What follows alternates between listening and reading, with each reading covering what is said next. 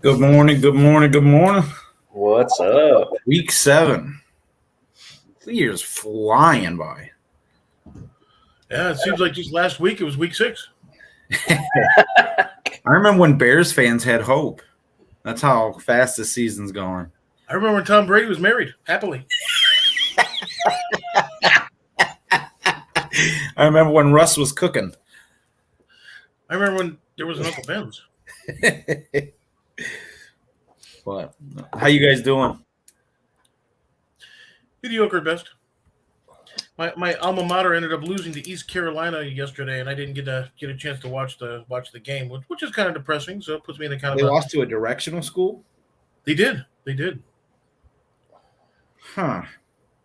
There are 2 special little words that I want to say to you, but decorum. I don't know. I don't know more than 2 words in my vocabulary, so I can't help you there. But what game are you guys looking forward to watching the most this week? Probably Bears versus Patriots. I'm so happy that we're not going to be having to watch the Bears play on Sunday. And I work on Monday, so it's a perfect weekend. I don't know. I'll send you a link with a live stream. Yeah. Thought you were going to send me the Ditka pose. Which one? There's several of them. So Thursday night football. It was actually a good game. Boy, doesn't DeAndre Hopkins look good. Right? Pretty much says it all. Hop comes back, puts up 100 plus, and they get the W. And anytime, I don't care who you are, anytime the Saints lose, America wins. Can't be too mad about that. Did you see that? Did you see the slow-mo of when the guy got the interception or whatever, and you could see him diving? Oh, diving in the background. How great. That may have been the most perfect thing, just to see Andy Dalton sulk, and then just to have that. It's like, He was so good for the Bears. I can't believe he didn't play well. Yeah. I was waiting for Andy to say something, but so this whole Andy Dalton experiment down in New Orleans, right? You got Jameis Winston, who's healthy now. I mean, he was cleared to play, listed as their third string quarterback, going against a game where you really needed to win. I mean, is there just no faith in Jameis down there already? Did they give up on that this soon? I don't know. That's interesting. That's he was listed as their third string quarterback. Right. Go ahead. I'm sorry. You would figure that you would start your best option, especially if you're still competing in a division that isn't, being run away with right now. Oh, they're a game back. Well, they're not now. But he very well still might be feeling the effects of his injury. Well, who knows? I mean, you heard Richard Sherman. If you're going to turn the ball over, you might as well play Jameis anyway. I mean, there's got to be something circling around the NFL that he's just not it. I mean, I fully thought Jameis Winston was going to take the league over here, especially being in New Orleans. He had a great start to last season, and then it's just not good. I mean, how do you lose the locker room? How do you lose your coaching staff that quickly? I mean, could it be putting it simple as Sean Payton was the one that made him good? I 100%. See, we had that question last week about with Pete Carroll. Is he the guy who was actually litmus for really Russell Wilson's success? Because now he's in. And granted, he might be in a team that's kind of in a rebuilding mode as well. And he's had his injuries and things like that. But if you actually look at Geno Smith, who's been in the league for nearly 500 years, 2 years short of Tom Brady's current record, but he's having some success in Seattle. So Geno Smith doesn't make mistakes that kill you, and he's still athletic. I mean, I don't know. I just don't understand how you pull away from your starter so fast. Not that he wasn't healthy enough to play. You just decided he's not good enough to play. I just don't get it. But anyway, that was a great game for me. Love seeing the Saints lose. So, I want to see the Lions game this week. Surprisingly, I think the Lions might actually pull one out here against the Cowboys, and the Lions are injured they got like 7 guys out to start the game. So, but anyway, that's a game I'm interested in seeing. Personally, to answer Jerry's question, I think it's actually kind of a combination of both. Hey, he happens to be hurt, which is a good excuse to, maybe sit down and, kind of regroup, read through the playbook a little bit more. Who knows? But because Denver is in such flux right now as well, it's just one of those things where, something's got to give to where, look at when Peyton Manning first got there. It's not like they were burning the fields anyway. Yeah, well, the Broncos have a new offensive coordinator. He came from Green Bay, right? I mean, that was the rumor that he was going to Green Bay and Aaron would soon follow. Yeah. But yeah, that was the whole thing. But here's the question, though. This is kind of like the whole, LaFleur calls the plays. I mean, let's just be honest. It's like, Sean Payton was the one calling the plays. I mean, Sean Payton had an offensive coordinator, but Sean Payton was the one calling the plays. It's, it's like the whole thing with Nathaniel Hackett is, yeah, he was the offensive coordinator, but really, was he calling the plays? Was he designing the plays? So now you're kind of seeing I mean, look at early in the season, his decision-making on, kicking field goals or timeouts and stuff like that. I mean, he probably blew about 3 or 4 calls that. Thank God you ended that with calls. Well, you're funny. And, I mean, it's like now even in Chicago, I mean, you can make the same cases with their offensive coordinator. I mean, he was just, Aaron's quarterback coach. So right. He never really called a play. So are these guys really that good that are coming off the Matt LaFleur tree, or is it proving that Matt LaFleur really wasn't, really isn't the guy that's molding these guys? It's really Matt LaFleur calling everything, and they're just, I'm just going to name you offensive coordinator. You just stand there and look, do whatever. So, right. So there are 2 things I actually have. First off, Ryan, it's hard to take someone who's a Michigan fan seriously. Broncos should trade for Sam Darnold. That way they'd be Sam's Club. The only way to be Sam's Club is if there's like a Wish edition of Sam's Club. Then maybe. Let's get off the AFC altogether. You guys ready up north? Sure. All right.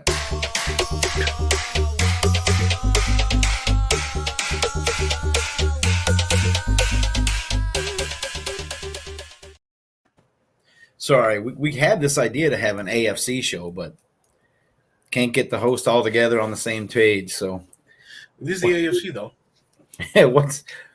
What's going on up north? Stuff.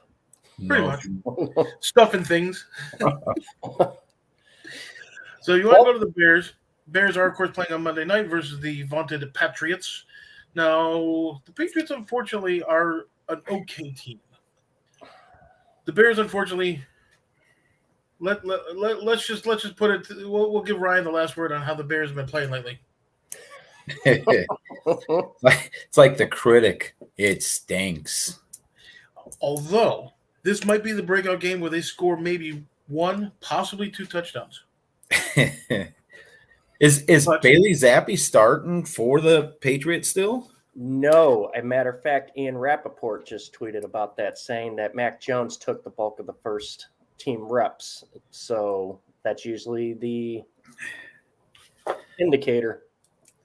Right on. Yeah.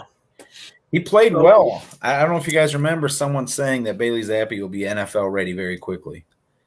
I think it was during the pre-draft show. I know he's a real smart guy. Cool background. A lot of on there. Stuff. But yeah, I was shocked to see how well he adjusted. I mean, coming from such a small school, he did well in New England. I think it's the best place for him. But well, see, that's the thing though, because look at the school that he went to.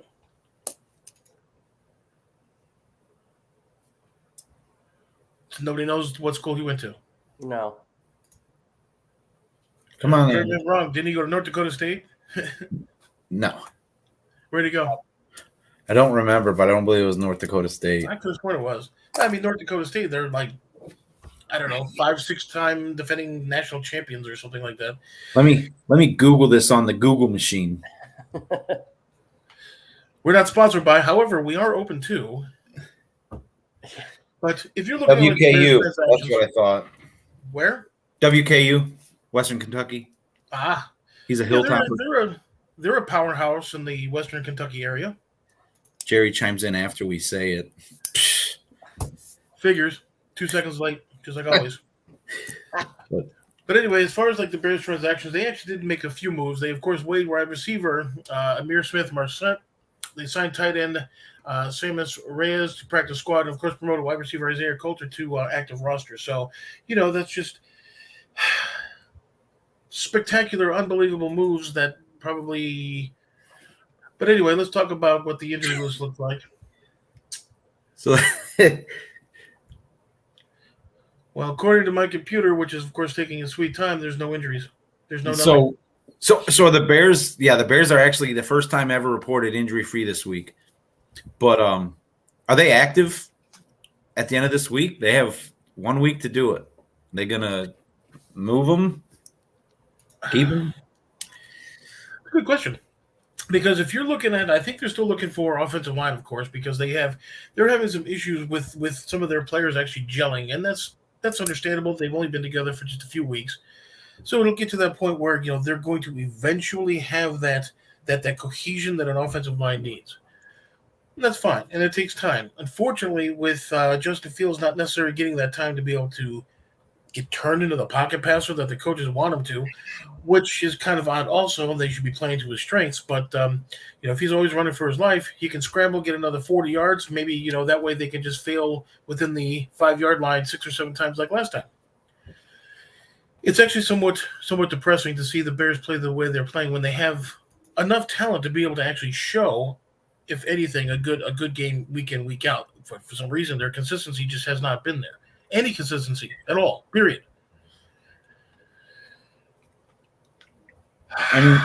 With that being said, Bears are probably going to end up beating the Patriots 64-0. What capital do the Bears actually have to offer to get a lineman? I mean, they have as far as cap space, there's capital. I mean, who on their team has any trade value?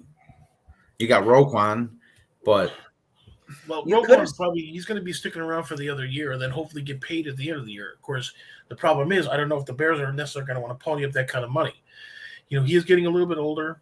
He might have lost a step. No matter what people say, that's all perfectly fine and dandy. But you do need that veteran on that line to be able to actually get people in the right place and things like that. So I don't know if they're going to necessarily want to pony up, a gazillion dollars a year to do that. But again, with that being said, they very well may. They very well may want to pony up that cash and be able to actually keep him around, if not for the experience factor. I mean, do we still have that game tape of Roquan? I don't. I cleared space to add the other videos. But you got Quinn too, right? Are you going to trade the medicine woman? That's an interesting name, but they should have tried to get a haul for him after last season, especially after setting the Bears sack record. Yeah, I mean, you look at his stats this year. I don't even think he has a sack this year. I don't think anyone on the Bears has a sack at all. They're playing sackless. You know what? That joke was definitely a solid number 2. Oh, Andy.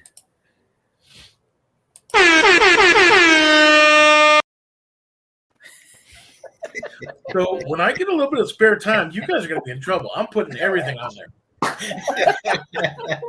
Brian with his cheesehead. So All anyway. kinds of stuff about our friend Mr. Brady. So, matter of fact, Ryan actually did come up with a kind of an interesting little scenario here. If you actually trade Fields, where you can actually take him to several different locations. I'm not saying that Atlanta is really looking for a quarterback per se, but you have Atlanta, for example. You've got Indianapolis, for example. You've got a couple of places that he would probably fit pretty well. And, you might be able to get a couple of draft picks. You might be able to get a couple of big-name players that can actually impact your team quickly. I mean, that's actually kind of an interesting situation. You got to understand this is the administration that's in with the Bears. They did not draft Justin Fields. Technically, it's not. You could say is not their guy.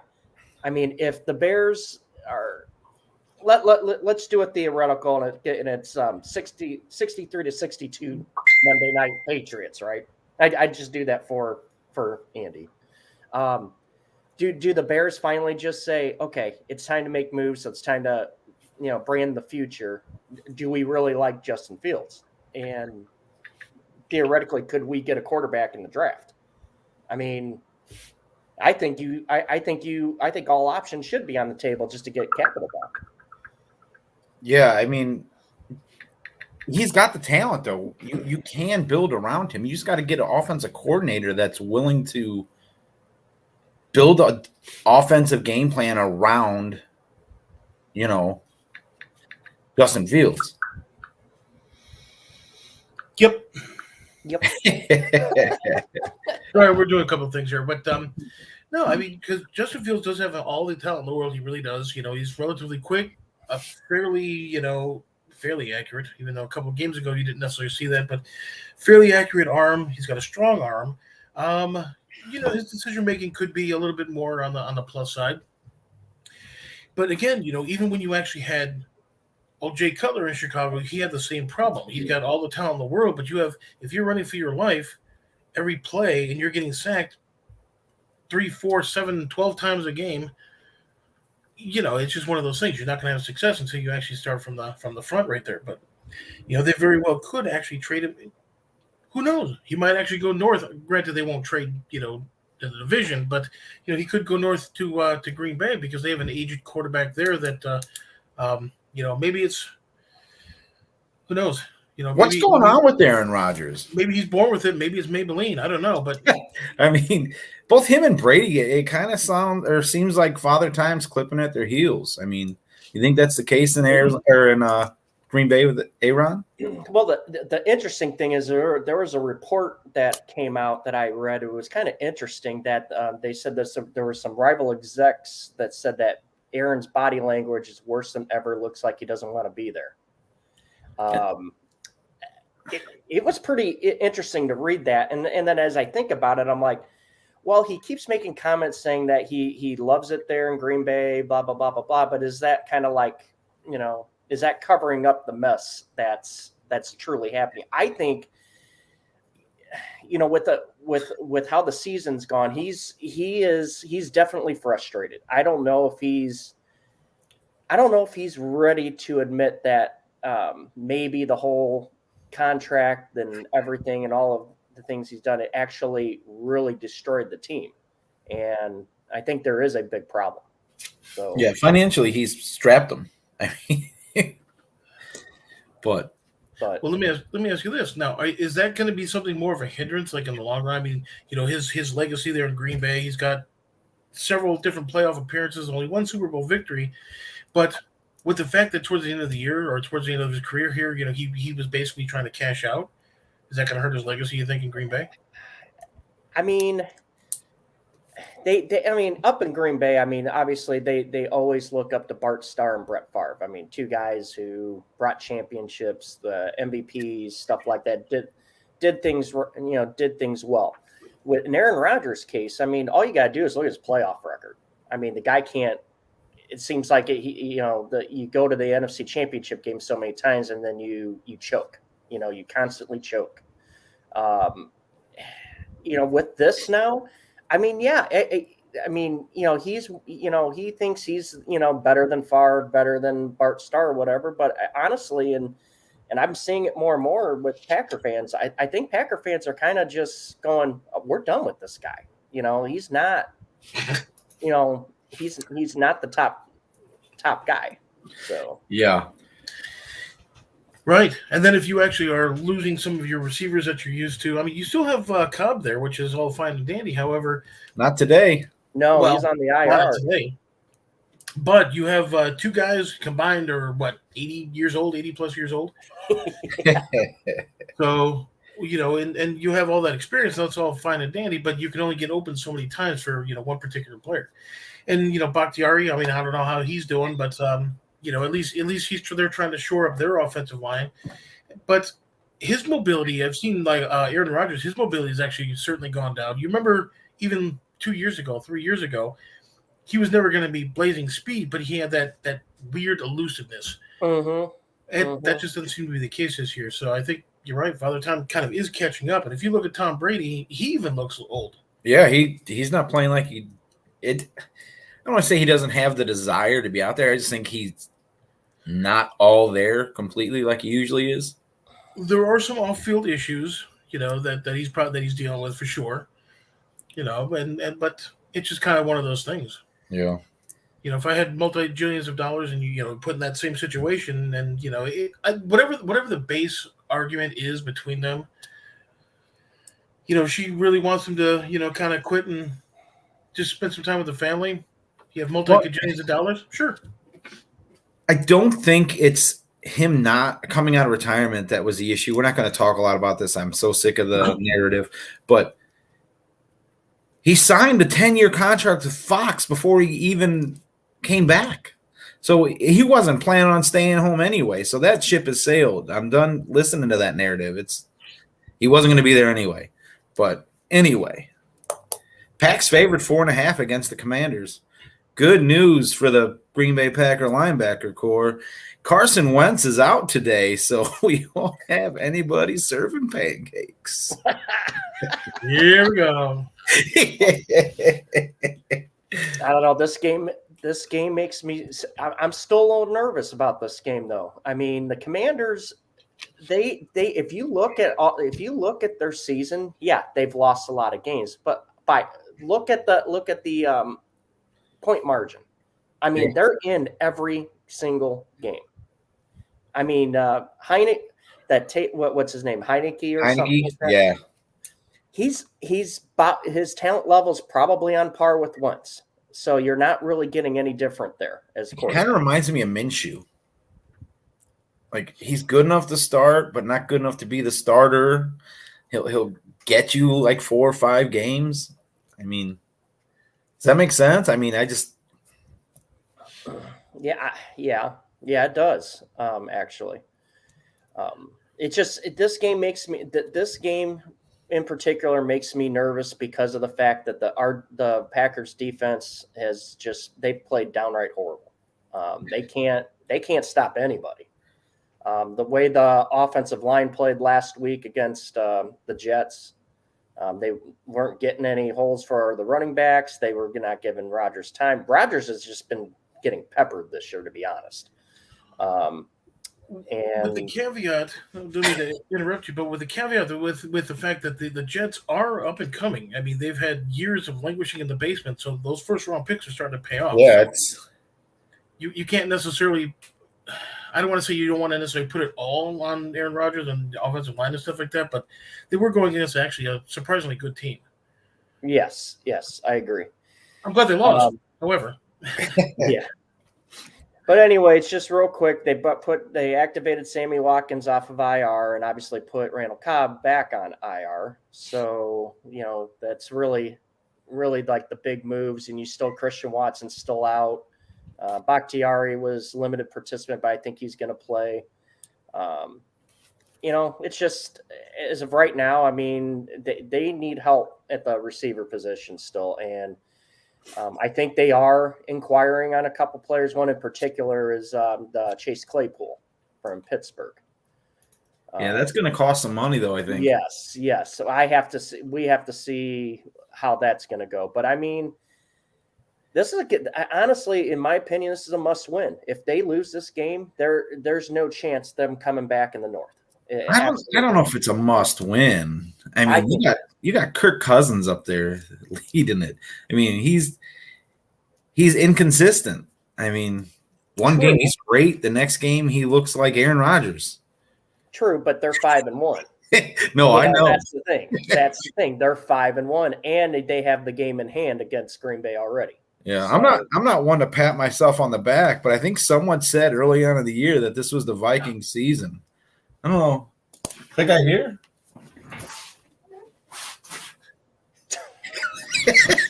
Hey, Andy, has he been giving himself a lot of credit today? Nobody else will. He's got to.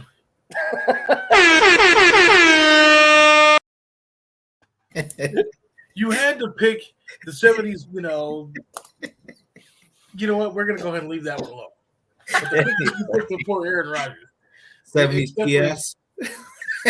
There are certain types of movies that he would have actually been right at home with in the 1970s and early 80s. I don't know what you're talking about. Just saying. But anyway. Might be action, might be adventure, might be, Is Christian Watson Julio Jones's like nephew? I mean, does he play? I don't know, man. I don't know. I'm beginning to wonder exactly what they saw in this kid. I mean, obviously he's got talent, but yeah, I don't know. Hey, I mean, I think he's played in less games than Julio Jones. He played half, right? He played half a game and then was gone. Basically, yeah. But one more game left in the North? We got several games. Vikings don't play. No. So we can actually, we can talk about, of course, Detroit, and then we can circle back to the Bears. The Bears don't play. Detroit actually did a few things. They signed wide receiver Maurice Alexander to an active roster. They placed wide receiver DJ Clark and quarterback Bobby Price on an injured reserve. And they activated defensive line Josh Pascal and quarterback Jerry Jacobs from reserve. So they're actually starting to get a little bit healthier-ish, kind of, until you look at their injury report and you have 96 players that are out. But with Detroit's weird because they're actually starting to play tough. Their offense is starting to kind of, I don't want to say click per se, but they're scoring some points. Their defense at times can be nasty. But it's just those tiny little, it's like one play out of every 5 or 10 or something like that where they get burned, and the next thing you know they're down by 2-3 scores. Yeah, they're big. Their defense gives up big plays. And that's the issue. They're in the game. They're in the game, and then bam, that just, I don't know. No. Dam breaks. And the only thing I worry on this game for the Lions is that they can't stop a fly on defense. I mean, and obviously the Cowboys have talent on the offensive side. It's just a matter of what is the defense going to do? I mean, obviously it's Dak's first game back. Is he going to be rusty, whatnot? But I mean, can Detroit actually make some stops and then, let's see what, the Lions offense does. I think the Lions offense has been playing absolutely terrific. Oh yeah. For what they have. So, and to answer your Ryan's question, we're talking about Detroit currently. I'm not going to justify that. But you no, but no, you're absolutely right. They're kind of playing, who scores the most, at the end of the game because their defense is kind of like porous. But again, with Dak being first week back in several weeks, he's going to be, rusty, that kind of thing. So he may end up being, one of, 1 for 20 or, 20 for 20, who knows? But I know they have another quarterback in Dallas that could conceivably actually pick up the pieces if Dak decides to kind of stumble a little bit. I personally am picking Detroit, but I mean, it's in Dallas, correct? Yeah. No. Yeah, it's in Dallas. Dallas is favored by 6.5. But that's my wild card. I was 5-1 last week, so I am hoping to God, just for Mike Stout's sake, that Dak Prescott goes out and wets the bed. I mean, if I see him at halftime pissing down his leg, I'll be ecstatic. I can't wait for there to be a quarterback controversy in Dallas because Stout assured us there was no way it's going to happen. And I want nothing more than to see Cooper Rush and Dak Prescott going at it. I'm glad you kind of sort of clarified that, because if you were waiting for a player to pee down his leg, I mean, there's certain type of fetishes. I mean, that's cool, man. But hey, OBJ's still out there. So is JPP. No, he's OBJ? not. He's the Ravens. URS, UV. But yeah, I got the Lions winning this week too, and just because. There's no real rhyme or reason to it other than it's the NFL and it's the Cowboys. And I just like seeing the Cowboys lose. So. So does Jerry. Yeah, it's so nice there you not to go. have the love in here on the show today. Jerry and Stout throwing bouquets at each other all show. It's getting kind of old. But anything else going on up north? All kinds of stuff. You want to talk about the Bears? All right, we'll go east.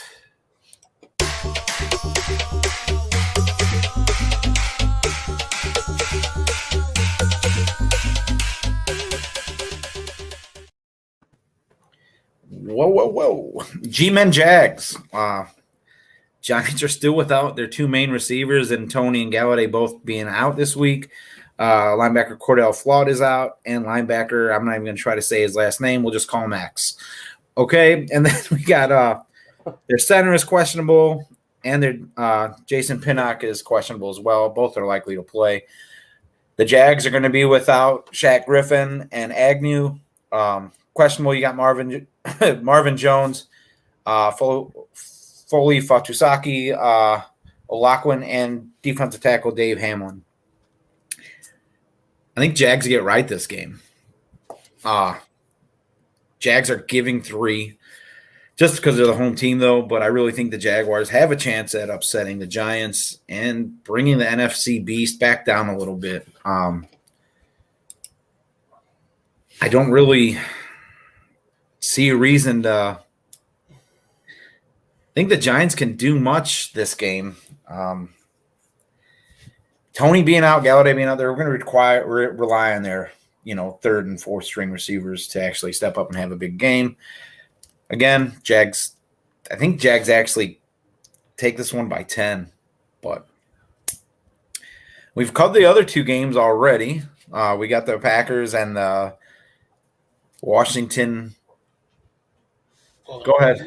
We have to revisit what you just said. Jags by 10? Jags by 10. Yeah. So once again, I'm asking, I didn't get the memo about the morning drinking. What are you talking about? You're just talking all kinds of crazy. I don't think the Jags – well, personally, I think the Giants are going to end up pulling this one out, even though it's in Jacksonville, I believe, even though they're missing a couple of key players. Because for some reason, the Jacksonville Jaguars, even though they've been playing better lately, they just have a certain talent for okay. They bear the bed when they're in big games. You see why I was reluctant to say that, but it's the most descriptive and probably the best way to probably describe it. I just think the Giants are going to go in and they are going to, in fact, pull out the victory. Yeah, I'm telling you, Jags by 10. Wow.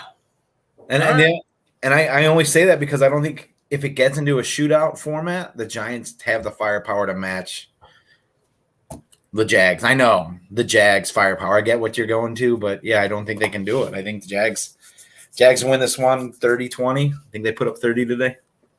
What? I mean, that could be. You do have the offensive juggernaut, which is Trevor. Maybe it's Maybelline, maybe it's Trevor Lawrence, but with those long flowing locks, absolutely. But modern day Simpson. And like I said, we already covered the Packers. Washington. I still want to say it. I can't not want to say that word. They're always going to be that to me, but we'll just call them Washington. Yeah, Packers should win this game, Brian. Right? They should. I mean, the Bucs should have beat the Steelers. Right. But they are facing Mitch. You do realize that if you actually go back to this, Mitch Trubisky, the former Chicago Bears coach. Beaten up on. Trubisky has beaten the Bucs twice. See? You cannot stop him. You can only hope to contain him. How many? Wait, but didn't Trubisky have the best game of his career against the Bucs? Man, I get an hour's spare time. Oh. I was searching for pictures of Aaron Rodgers, but that was the best one because he's got the porn stash. He's. But anyway, that's supposed to be if someone says Redskins, but it's more fun to use it when I want to. Packers Washington can't be as bad as the Bears Bears Washington. Yes, it could.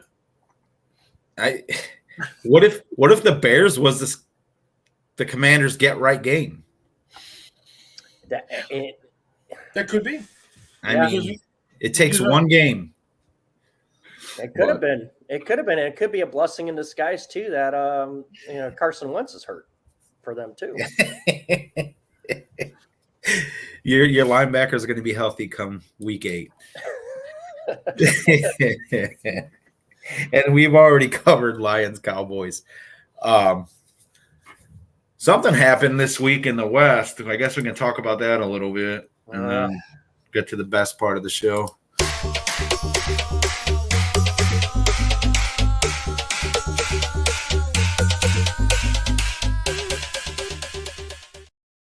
The best part of the show, but that's still 20 minutes away. The end? So we got a certain running back that used to be like Lamborghini, right? Guy could run, could catch, always was healthy. And he gets moved to San Francisco. Now, this move actually, I don't know how it helps the Niners situation other than maybe this year. I don't see Christian McCaffrey carrying a workload and maintaining his health. I know that's terrible to say, but he hasn't completed a season in 4 years? And you're giving up, 2 seconds, a third, and a fifth next year? Wasn't that the compensation given for Christian McCaffrey? I thought it was like a second, a third, and a fourth, and then a fifth round in 2023 or 4. Yeah. I thought it was 2 seconds. Maybe you might be right, but regardless, that's a lot of capital to give up for someone you're going to get for maybe half a season. That's if he stays healthy this year, because he's not going to make a whole season next year. He's already been listed on the injury report 3 times this year. Well, I mean, the Niners just wanted to acquire another guy to add to their long list of, people that are hurt. I mean, isn't that what happened? They did get a wing. So, but I mean, you get McCaffrey. Go ahead. Hold on. Let's talk about it now. Like we were talking like off air and stuff like that. If you actually have a kid who actually still has, he's got a little bit of fuel left in the old tank there. Now you throw in the offensive line from San Francisco, and he very well may not only have a good second half of the year, but he actually might even stay healthy. Ish. Yeah. Because, yes, and not to mention the fact he's a running back. As we all know, running backs, he's 27 on paper. He's like, 42 on, real life. But with that offensive line and stuff like that, I have a feeling that he's going to have an opportunity to actually do well. Really. Is he just the move to save the Niners money by not having to pay Debo? I mean, Debo runs at halfback more this season than he does last season. He makes more money. Now you bring in Christian McCaffrey to share the workload. Their injury report is ridiculous in San Francisco. They finally got all their offensive starters healthy, and you add Christian McCaffrey in the mix, who's supposed to be seeing some plays today. He's supposed to be in the goal line situation, things like that. But I don't know. Makes no sense to me. I think it's interesting to have the two, what you said about with Debo and McCaffrey. It's with McCaffrey's pass catching ability is also really awesome too. And the way that Shanahan designs plays, I mean, if you've got both McCaffrey and Debo out at the same time, I mean, what do you think a defense is going to be thinking? It's like, okay, which guy's getting it? And how do we stop it? I mean, I'll give McCaffrey. I agree with Jerry. I think this trade was basically they're all in. They're going all in on this year. I mean, it's actually. Sorry to keep interrupting you, but that's actually a very good point right there. Is the fact that he's actually he's seen tangibles. So if he lines up in different spots, you have to account for him, and therefore you have at least one other person that very simply could be open. Yeah, I mean, I understand he's got a reputation and he's talented, but the only ability that really matters in this situation is availability. And if he's not available in 2 weeks, then what was the point? If he's not healthy end of the year, what is the point? I agree.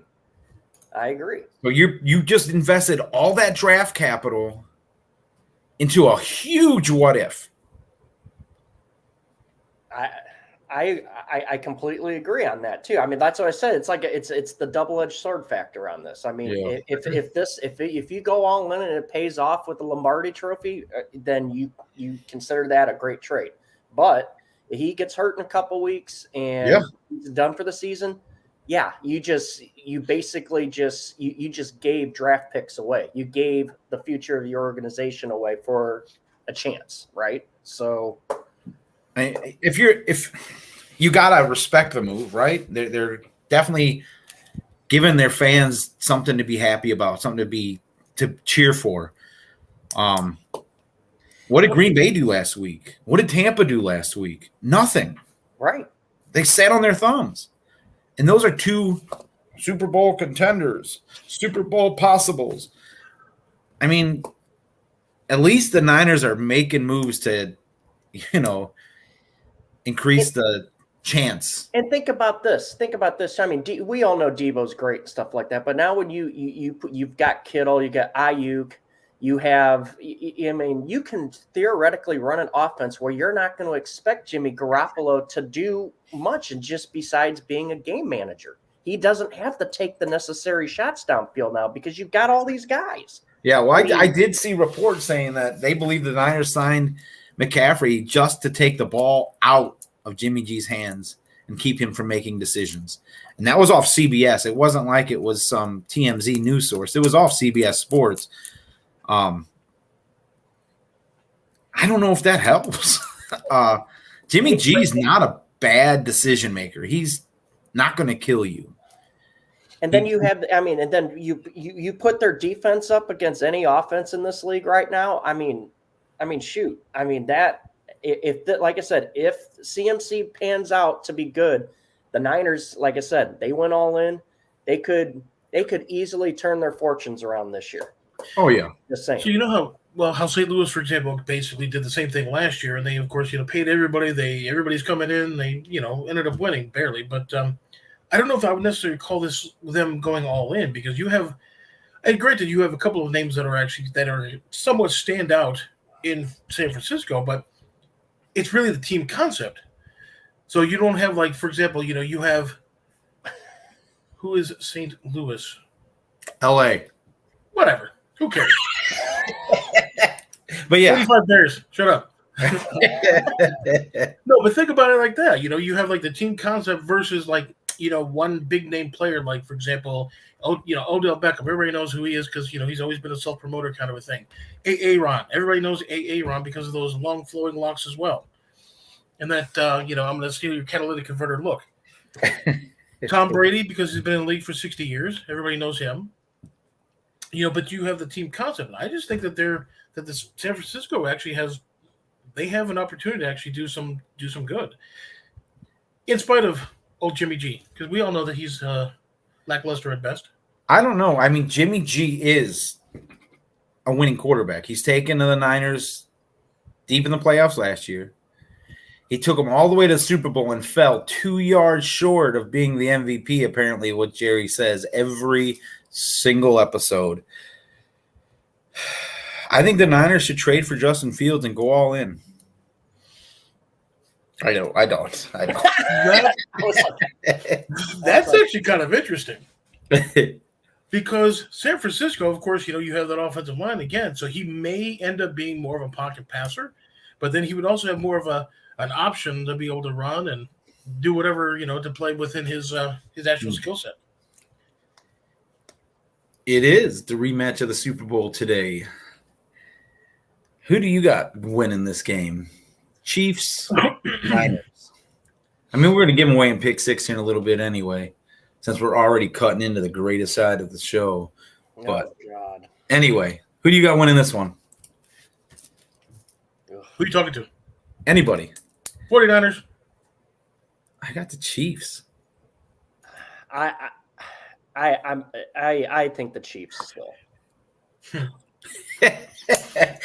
I say the Chiefs because it's not often you're going to see a team like that lose twice in a row. Sorry, Mike. I guess Mike's already down one for the pick six. So, but anything else we got going on in the NFC East? Yes. Nope. All right. We covered the West a little bit with Jerry's little Niners tidbit. Geno Smith has the Seahawks playing well. Don't you wish that Russell Wilson was still in Seattle so we didn't have to have Seattle winning? Yeah. Yes? Yeah. I mean, we already covered what the Broncos fans are feeling. I don't know. Geno Smith has a winning record in the NFL this season. What happened? I don't know. I don't know if you can actually say that about Tom Brady this year.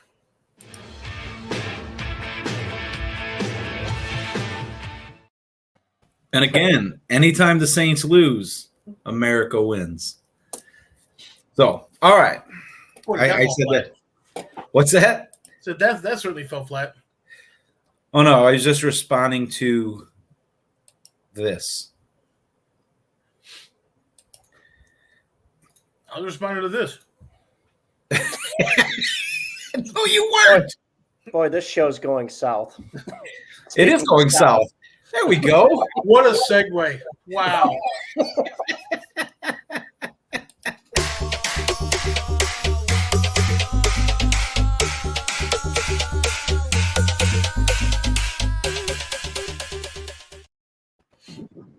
Stop. You made it, man.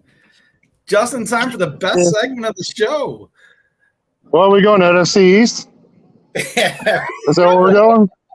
I got like 5 minutes, so I figured I'd come on and mess with you guys a little bit. This show's going downhill with you three on there.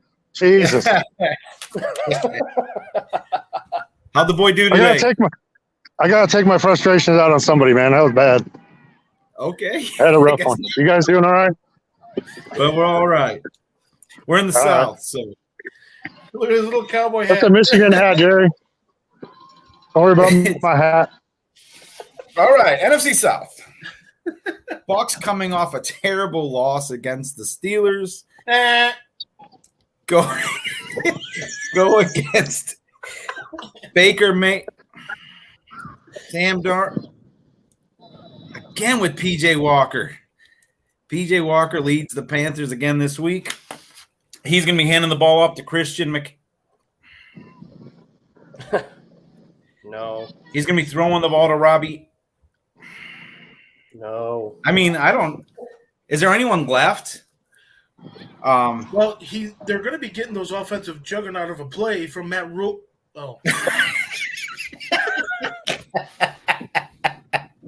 But so the Bucs have Brait Hick, SMB, and Julio Jones out. Julio Jones might as well just cash his check and go retire. The Panthers are without Mayfield. Iondis, their defense tackles out. Henderson, Horn, Jackson, and Lavu are all questionable. Chandler, Chenault, Elfin, Morton, all questionable. What is that noise? That's you, Stout, ain't it? They're all cheering for me. I can hear it. Fourth grade just scored. But I'm still here. The spread's 13. We're at 13. Bucks haven't given up more than 12 points a game except for Kansas City. So if the Panthers put up more than 12, I might have to wear a Panthers jersey next show. This is getting ridiculous. But anyway. So two quick questions, or at least one of those things is I didn't know we were giving press passes, so we can be on the sidelines of certain ball games. He left. But okay. So who are the Buccaneers playing? I think it's the Panthers. I'm not sure if it's East Carolina or Carolina, but we're gonna go there. There you go. Okay, all right, I got you. But well, I guarantee you have at least one fan going for the Panthers, and that would be Giselle. You want to go there? Let's go there. All right, then. Okay, but who's going to be the feature back is the question in Carolina. You got Hubbard and Tillman. Neither really tote the rock that often. Neither sees a lot of end zone experience and red zone experience. Neither have touched the end zone. So, I mean, it's going to be – the Bucs don't put up 30 this game. I don't know what's going to happen. But let's go to the next game. Falcons-Bengals. Bengals have Wilson, Topu, and Gunter out. Morgan is doubtful. The Falcons are without Bernhard and Alford. Marcus Mariota is the starting quarterback. That's all I'm going to say. I still have no faith in Marcus Mariota. Bengals get the win. Bengals by 3. And again, Saints this week played against the Arizona Cardinals. Thursday night football. I'm not going to do it. I was going to do it, but I'm not going to do it. D-Hop comes back and goes off for over 100. Cardinals might be back. They might actually throw something together here for a late season run as opposed to they do in the early season. But, yeah, that's all I got for the South. If the Bucs don't win, I'll be really pissed off. You know what? There might be one of those, getting right type of games. Carolina very well may actually rally around whoever. I think there's like 17 players left or whatever, but they might rally around. They might end up beating a Bucs who's, I don't know how you guys' injuries report doing and stuff like that, but, if they're going to be losing to Pittsburgh, which is, don't get me wrong, they're an NFL team. And that's what I like to say about them. 1 hour. All right. 1 hour extra. Brian, you got some money moves for us today? Of course.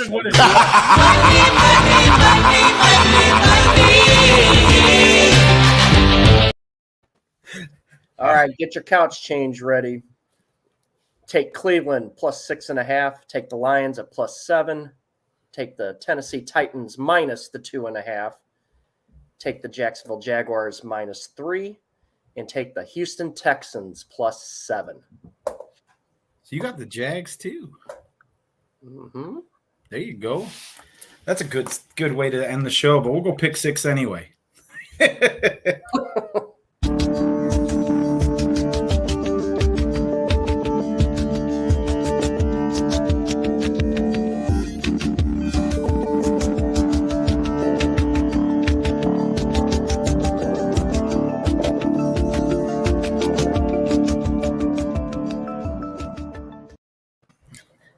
That better for you? A little shorter? But, all right.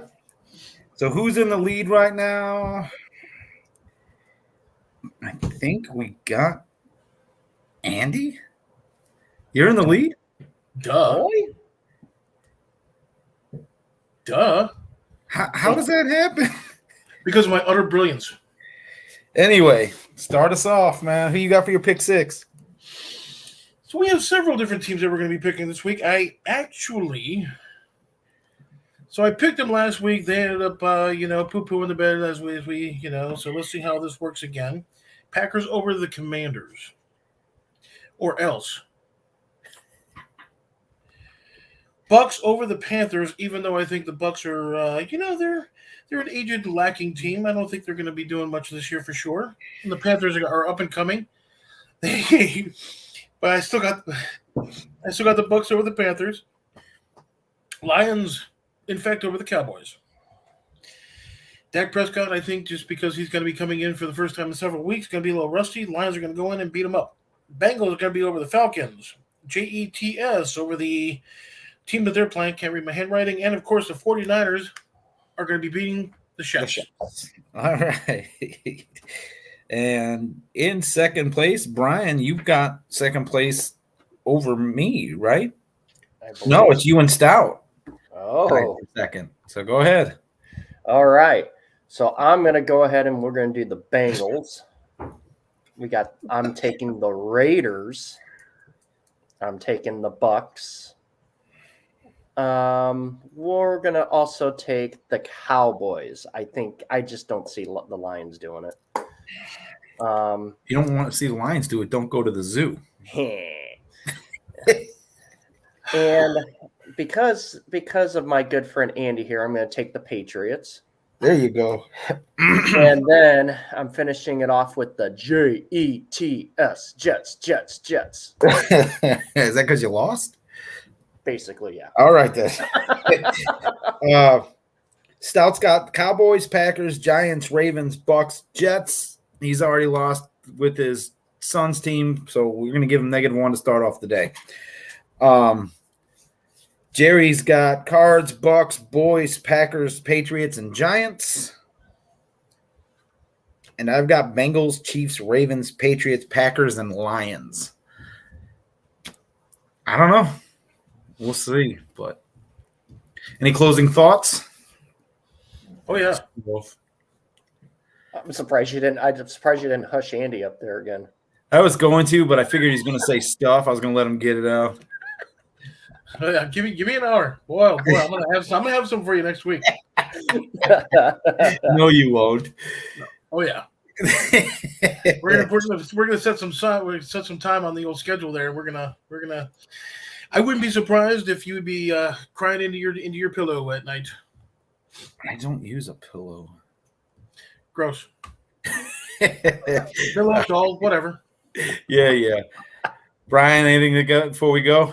Let's see what our teams do in the trade deadline. Right on. We may be yelling next week. Bucks don't piss me off.